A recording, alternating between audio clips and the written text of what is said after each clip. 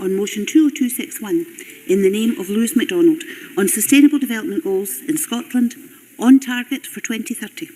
This debate will be concluded without any questions being put, and I would ask those members who wish to speak in the debate to press the request to speak buttons. I now call on Lewis MacDonald to open the debate for around 7 minutes, please.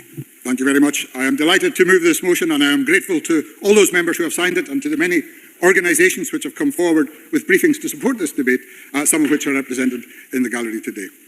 The Sustainable Development Goals are global goals. The 2030 Agenda for Sustainable Development was agreed by the United Nations in 2015 as a plan of action for people, planet and prosperity. The agenda aspires to end poverty and hunger, to protect the planet from degradation, to ensure prosperous and fulfilling lives for all, and to foster peaceful, just and inclusive societies. Both political, technological, economic, environment and socially. And then essentially what we're talking about is system change. We need to think about, as Dame Susan described, the 3 legs of the stool. For us in government, that's economic, social and environmental.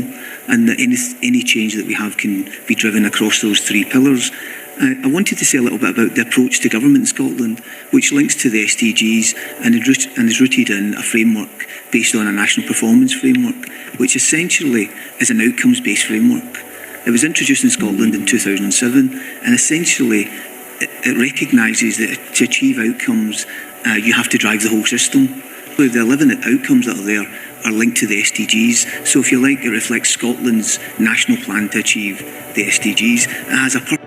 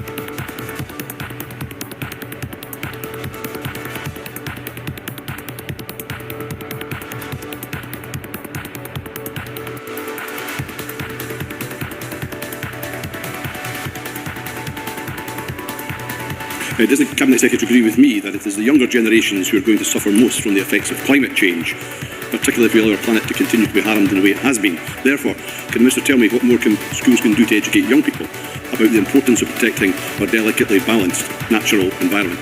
Cabinet Secretary. President Officer, the nature of Curriculum for Excellence is that it relies heavily on the concept of interdisciplinary learning. So understanding climate change encompasses, through the broad general education, understanding of science about the life in the outdoors, about the use of resources, about the science behind all of the questions of use of resources. So there's a broad opportunities for that to be the case.